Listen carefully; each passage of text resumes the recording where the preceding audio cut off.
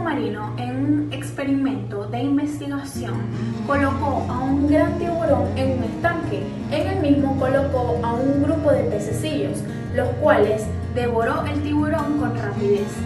A la segunda semana del experimento, el biólogo marino coloca en el mismo estanque una valla de vidrio transparente que dividía el tanque en dos partes.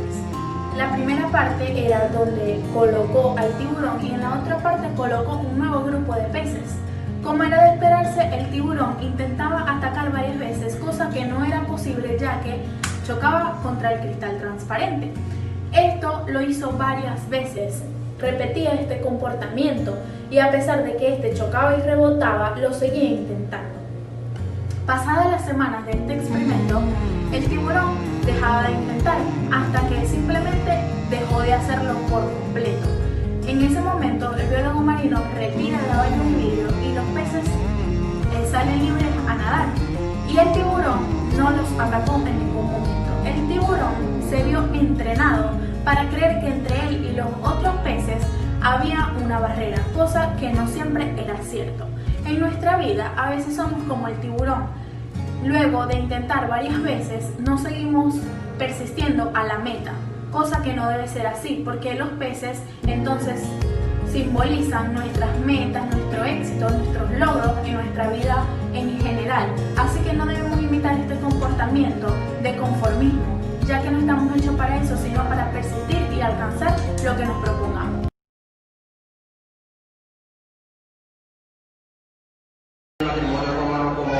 Situación jurídica de la que tenía su reina la naturaleza humana, no era un contrato solemne como lo es hoy en día, era más bien una situación de hecho aceptada por la sociedad. Modestino definía el matrimonio como la unión entre hombre y mujer, consorcio de toda la vida y unión del derecho divino y humano. Otro término lo explica el jurista Urpiano, que define el matrimonio como la unión entre hombre y mujer en comunidad absoluta. Como podemos ver, existen diversos términos de diversas teorías acerca del matrimonio romano, pero todas se centran en una misma idea, que es el matrimonio monógamo entre personas del sexo opuesto. Ahora bien, la boda romana estaba llena de ritos y de detalles. La mujer vestía de blanco significaba con lo virginal que ella poseía. También gozaba un peinado alto atravesado con una aguja, lo que significaba el sometimiento a la autoridad de su marido. Cuando ellos entraban a su domicilio, la mujer lo hacía en alza, con el interés de no molestar a los dioses del umbral, ya que al dejar entrar a una muchacha que no había aceptado a los dioses de su futura familia, para que el matrimonio se consagrase necesitaba de dos elementos. Uno material, que era definido con la cohabitación del hombre y la mujer. El hombre, aunque no estuviese en su domicilio, la mujer aún debía estar en su casa. Tenemos otro elemento que es el espiritual, definido por la affectio maritali. La affectio maritali era la unión, el socorro y el auxilio que tenían los dos cónyuges durante el tiempo del matrimonio. Ahora bien, existen dos tipos de matrimonio. Tenemos por una parte el matrimonio humano, que se caracteriza principalmente por, luego de consagrarse, la mujer pasa a estar bajo la patria potestad de su marido y pierde todo vínculo alimenticicio con su familia de origen. Y tenemos el matrimonio sin embargo, que se caracteriza por ser uno de los matrimonios que mayor tuvo efecto en el tiempo imperial, ya que aún después de consagrarse el matrimonio, la mujer seguía estando bajo la patria potestad de su pater family y no se desvinculaba en su total. Vamos a pasar a explicar lo que era la conventio in magno matrimonio. Se entiende por esto como el cambio de estatus que sufría la mujer al consagrarse en matrimonio, puesto que pasaba a estar bajo el poder jurídico del marido denominado manis. La manus que ejercía el marido sobre la mujer era esta en condición de hija, en caso de que su marido fuera pater family, o en condición de nieta, en caso de que su marido fuera alieni iuris y siguiera bajo la patria potestad de su padre. Ahora bien, la mujer en conjunto con esto sufría una capitio diminutio mínima. También se desvinculaba su familia, perdía todo vínculo a con su familia de origen. Y aparte de todo esto, el marido sufría un cambio sustantivo en su patrimonio, dado que la mujer al consagrarse en matrimonio con él, otorga todos sus bienes, todo su patrimonio y lo deja bajo el control total de su marido. Ahora bien, esto se adquiría a través de tres formas. Tenemos la primera, que es la conferreatio. ¿Qué es la conferreatio? Es una ceremonia religiosa ante un sumo pontífice. También tenemos la coemptio, que es la compra o transacción de la mujer en la mancipatio. La mancipatio era una transacción solemne verbal a través del cobre en la balanza, así lo definían los romanos. Y tenemos el usus. El usus es la manus que obtenía el marido sobre su mujer a través de la posesión de ella, ininterrumpida en su domicilio durante los 365 días del año, sin interrumpirse.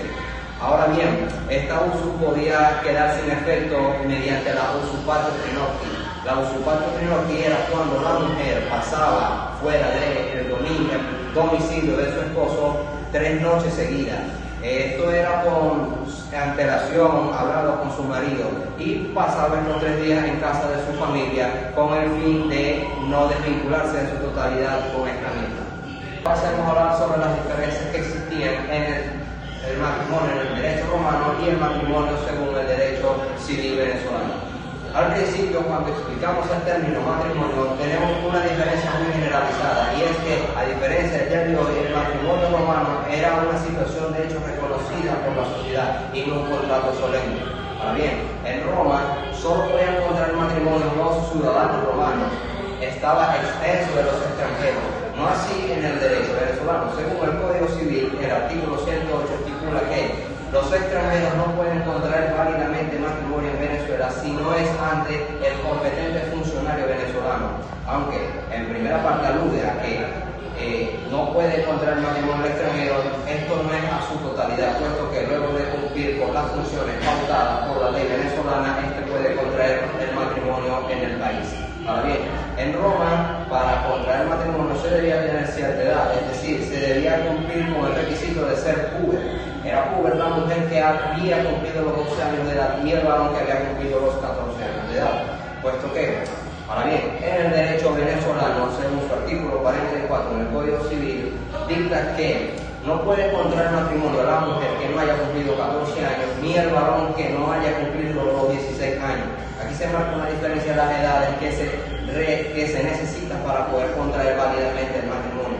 Ahora bien, hay otro requisito en el Código Civil venezolano que estipula que para contraer matrimonio se debe tener una mayoría de edad, esto es 18 años o más.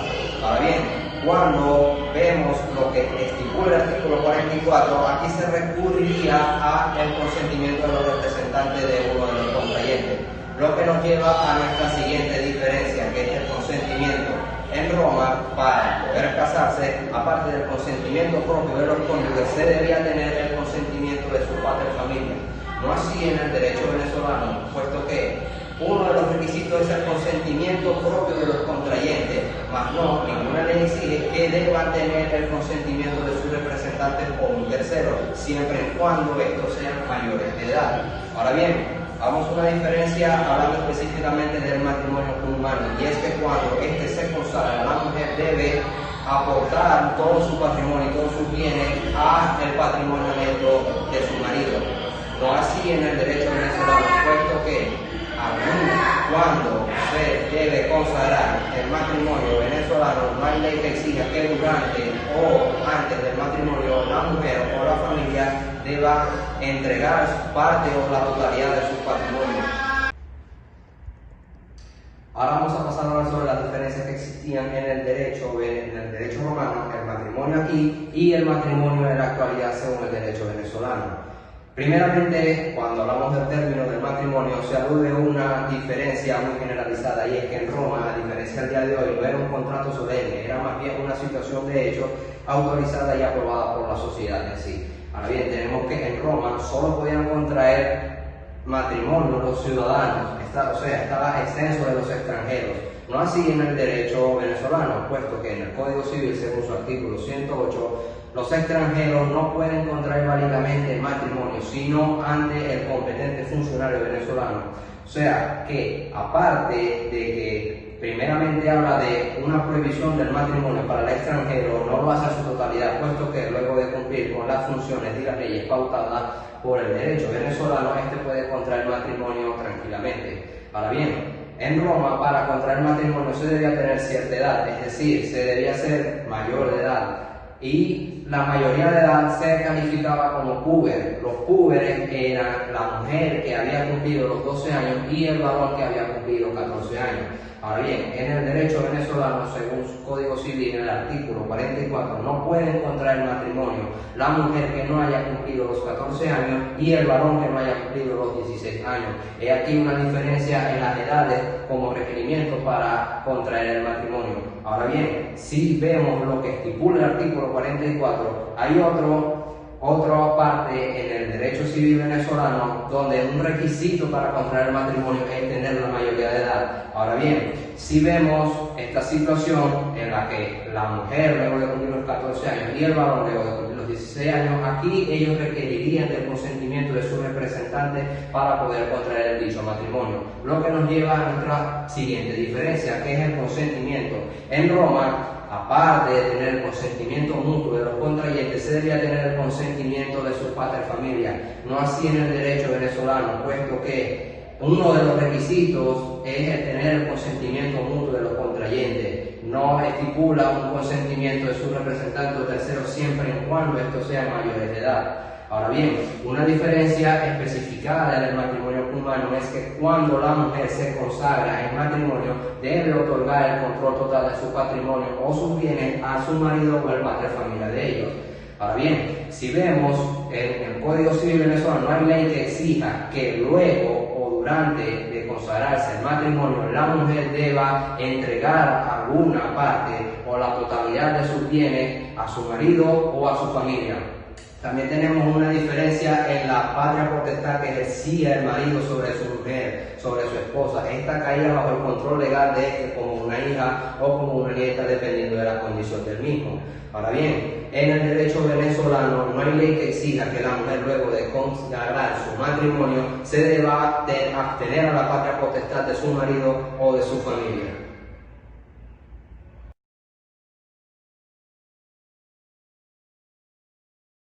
A su vez, existieron dos tipos de impedimentos.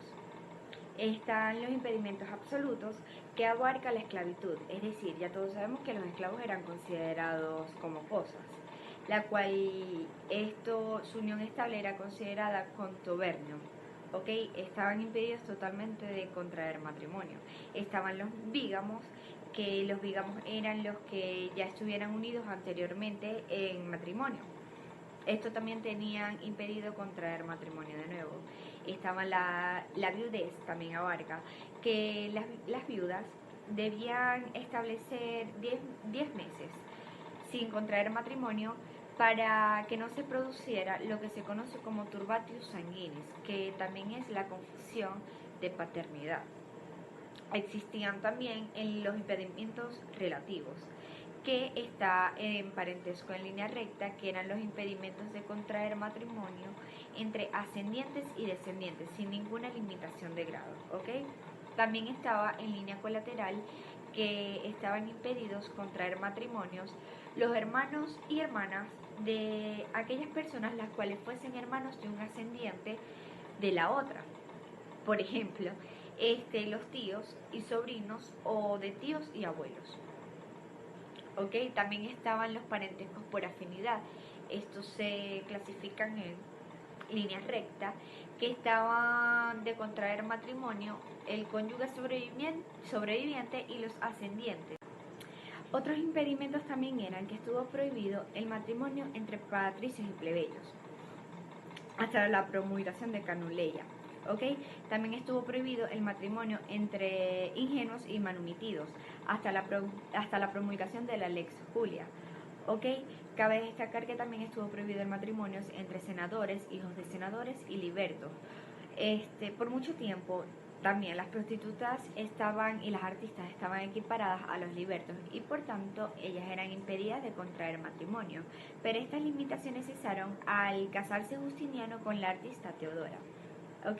El desempeño de algunos cargos constituyó también la otra base de impedimentos, que era así los tutores y curadores que estaban en la imposibilidad de contraer matrimonios con sus pupilos, y también al padre adoptante, que estaba impedido de contraer matrimonio con su hija o nieta adoptiva. Ahora bien, los esponsales romanos. Los esponsales romanos son la petición o promesa a futuras nupcias. se llamaron esponsales por prometer esponsiones, ¿ok? Pues tenían costumbres los antiguos de estipular o prometer por esponcios a las que iban a ser sus mujeres. Los esponsales, al ser una condición previa al matrimonio, se analizan anteriormente a esta. Los esponsales se celebraban entre las paterfamilias de la desposada y el comprometido o sus paterfamilias también. De esta manera, el paterfamilia se comprometía a entregar a la mujer y, por otro lado, el comprometido o su paterfamilia se comprometía a escoger a acoger a la desposada. ¿Ok? Este compromiso tiene entendido como un hecho consensual, es decir, que carecía de sanciones jurídicas en caso de su incumplimiento, sin perjuicio de las posibles sanciones sociales y morales, aunque esto no exime la posibilidad de la responsabilidad originada por la falta de compromiso por cualquiera de las dos partes, cuando la misma se materialicen por perjuicios sufridos. Para exigir esta responsabilidad se recurría a la llamada actio sponsalitia, que era el lugar de pago de una prestación patrimonial equivalente al gasto que se ocasionó por el incumplimiento del matrimonio. El matrimonio no debe ser fruto de un acontecimiento sobrevenido. De lo contrario, debe ser fruto de una relación íntima que culmine en sí en el matrimonio. Del mismo modo, debe entenderse que el matrimonio es como la materialización de la anterior promesa realizada, tanto en derecho romano como en el derecho actual civil. ¿Ok? La promesa recíproca del futuro matrimonio, que es conocida como sponsalia sunt mentis, repromisio nuptiarum futurarum, no revestía un negocio jurídico. En Roma no se consideraba un negocio jurídico, ya que ni su objetivo ni su fin revestían un contenido específicamente patrimonial. Una característica importante de los esponsales asimila aún más la figura actual de la promesa del matrimonio, que tampoco se entiende como un negocio jurídico. La esponsalia en derecho romano era la figura jurídica diferenciable del matrimonio, ¿ok? Sin embargo, el fondo conceptual de los esponsales es el mismo que sirve de fundamento para la concepción del matrimonio. Se puede afirmar, por tanto, que él mismo constituía el compromiso de tomar por marido y mujer, que la consumación del mismo fuera meramente la ejecución del compromiso como tal. También en el derecho posclásico se adoptó la tradición oriental de entregar las denominadas arras, ¿ok? Son las arras esponsalias, que se incorporan al pacto como una garantía del cumplimiento de la promesa nupcial. ¿Ok? Entonces esto consistía en entregar una determinada cantidad de dinero que uno de los novios le entregaba al otro y que perdía en favor de este si finalmente se renunciaba a contraer matrimonio. Si el incumplidor era el segundo, debía proporcionar al primero el doble del monto recibido. En caso de fallecimiento de uno de los futuros cónyuges, el otro tenía derecho a recuperar lo entregado, incluida la garantía y los regalos, ¿ok? Por último, la muerte de ambos también disolvía totalmente la institución. Se le llama relaciones sexuales extramatrimoniales cuando al menos un miembro del matrimonio mantiene relaciones fuera del mismo. En este caso se habla de adulterio e infidelidad dentro del matrimonio, estando penado en algunos países. Las relaciones extramatrimoniales no deben confundirse con las relaciones prematrimoniales, en las cuales ninguno de los dos mantiene relaciones fuera de esto, pero se presume que mantienen un noviazgo en el que practican relaciones sexuales antes de establecer la convivencia matrimonial. El contubernio era la unión sin ningún tipo de reconocimiento legal entre dos esclavos o entre una persona libre y un esclavo que viven juntos como marido y mujer, a los que se les llamaba contubernales. El consentimiento por la unión tenía que ser concedido por el amo, unión que en cualquier momento él podía disolver por ser el dueño del esclavo. En el antiguo derecho romano, las relaciones entre cónyuges estaban inspiradas en el principio de la unidad del patrimonio familiar, que regía de la suprema autoridad del paterfamilias. Sin embargo, en el régimen de bienes entre cónyuges, que regía durante la época clásica, se podía considerar un sistema de principios que en parte respeta una condición jurídica y en parte también es la condición necesaria para los cambios de la nueva sociedad. Régimen de absorción de la personalidad económica de la mujer por el marido. Esta ya no tiene vigencia en el derecho positivo actual, pero era aquella en que la totalidad del patrimonio de la mujer como universalidad se transfería al marido, quedando éste como su único propietario. Régimen de separación de bienes. Este es todo lo contrario al anterior, ya que cada cónyuge aún posee la propiedad de sus bienes y lo que durante el matrimonio adquiere para sí. Cada uno administra sus bienes, goza de sus rentas y responde por sus deudas. Régimen de unidad y de unión de bienes.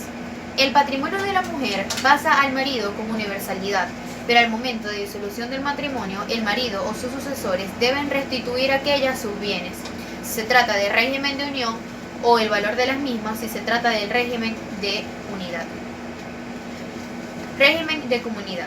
Este régimen, junto al de separación, es el que prevalece actualmente en el derecho comparado.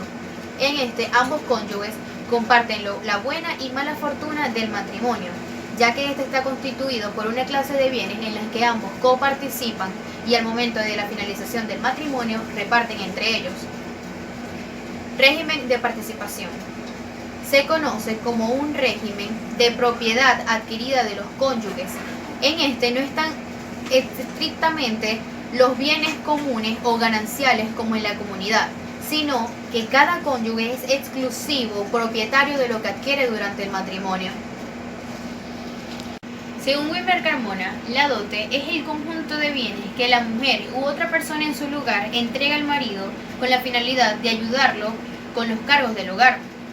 La dote o dos no es más que la donación que se le hace al marido de parte del paterfamilias de la mujer para ayudar a contribuir a gastos económicos derivados de la celebración del matrimonio. Este también tiene como finalidad que la mujer contribuyese con los cargos del hogar, aun sabiendo que en caso de concebir el matrimonio sine manu existe la posibilidad de separación entre los cónyuges ad matrimoni onera ferenda. Dote necesaria. Se da en el matrimonio sine manu ya que hay una división de bienes. Dote voluntaria. Está constituida por el matrimonio cum manu. Dote profeticia. Es entregada por el padre o abuelo de la mujer por derecho de connación.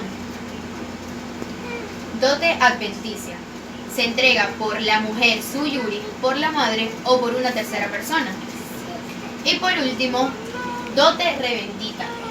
Esta es suministrada por un tercero y debe ser restituida en caso de divorcio.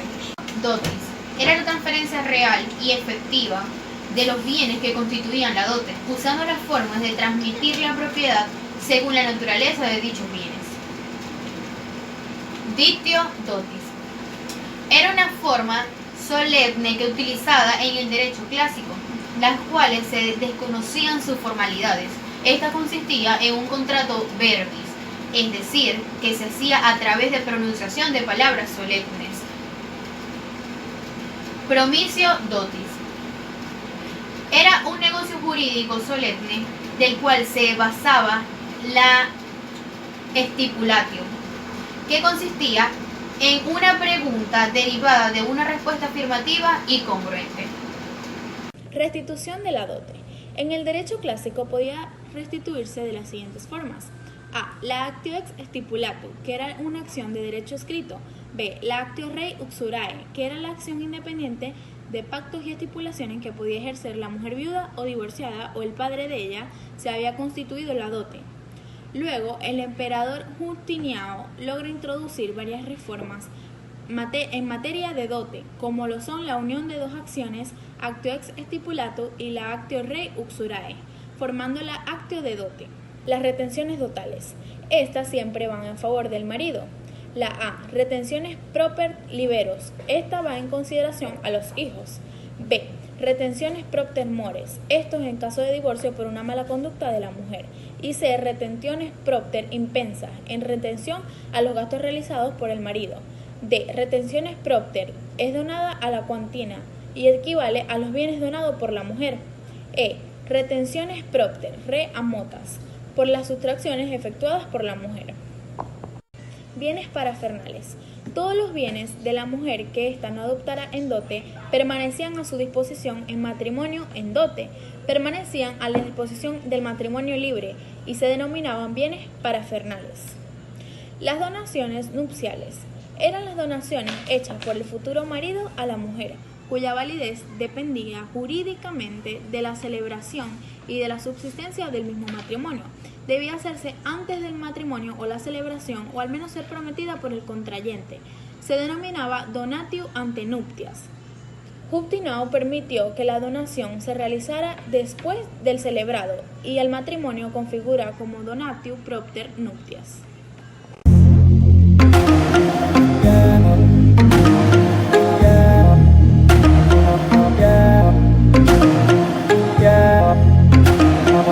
Yeah.